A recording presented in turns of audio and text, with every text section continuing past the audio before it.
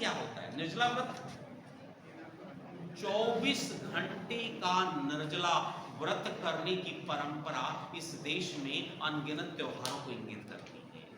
आज मनाया जा रहा है एक त्योहार है जो पूर्वांचल के लोग अपनाते हैं उस बड़े धूमधाम से, तो हमारी माताएं और बहनें उस त्योहार को, अब आप सोचिए उस त्योहार के पीछे एक धार्मिकता का सोच हावी है। वो किसके लिए कर रही हैं?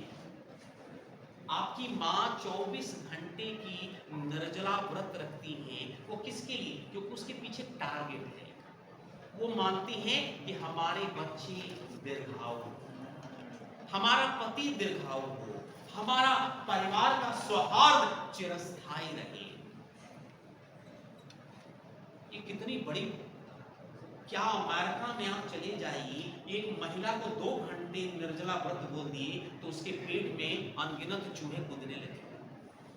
यही इस धरती पर भारतवर्ष की हमारी माताएं और बहनें हैं जो एक नहीं, इसी 365 दिन में कम से कम 40 दिन ऐसे होंगे जहां महिलाएं नियमित, चाहे वो मंडे से लेकर संडे तक अनगिनत त्योहारों को ओढ़कर व्रत का कार्य करती है। और किस लिए करती है? क्योंकि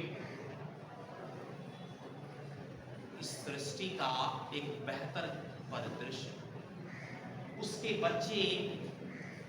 बच्चे क्या हो, उसके बच्चे सारी खुशियों की सौगात को पैदा करें, अनगिनत इच्छाओं को प्राप्त करें, लेकिन वो अपने शरीर को आहुति दे रहे हैं। ये किसने सिखाया? ये मूल्य की, यही मूल्य है, यही हमारी परंपरा है, यही भारतवर्ष की विजय है। लेकिन आज हमारे नौजवान बच्चे जो सुविधा और सूचना तकनीकी के तंत्र में उलझता, हमारा युवा जो है इन तमाम पारंपरिकताओं को मानने के लिए तैयार नहीं है। वो कहता है ये पर्व त्योहार किसी के मायने नहीं है, उसका त्योहार क्या है? बस केवल जीवन की खुशी, रोज पिज्जा बर्गर खाना, रोज इंटरटेनमेंट करना, रोज म्यूजिक की प्रक्रियाओं को आमंत्रित करना, ये सब क्या है?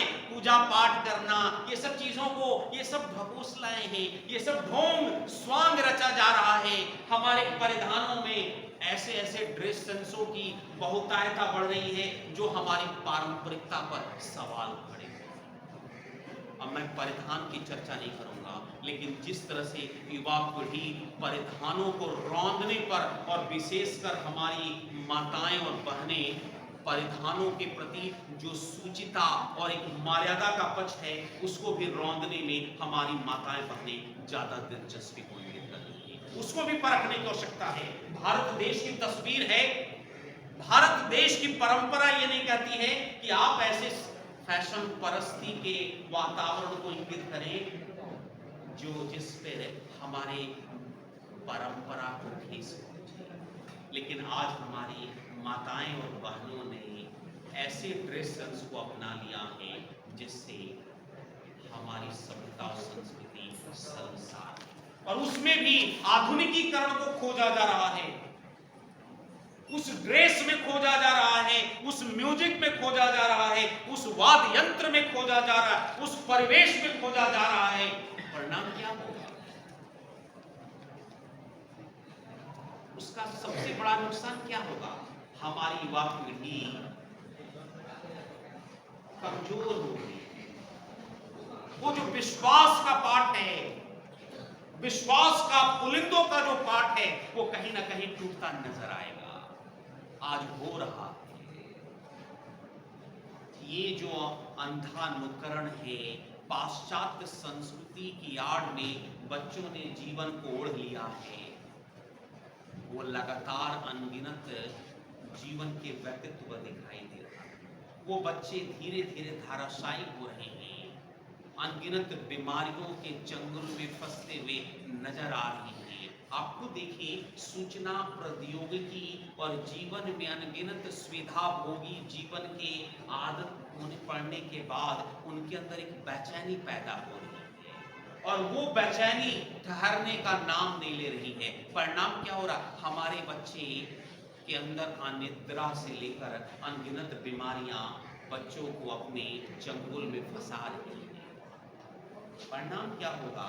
जहां ये देश उम्मीद कर रहा है कि ये बच्चे बढ़कर इस देश के में अपनी भागीदारी सुनिश्चित करेंगे, लेकिन बिल्कुल उल्टा दिखाई देगा। तो आप सभी को जागना होगा। समाजशास्त्र ऋषि की वकालत है, करती है और लगातार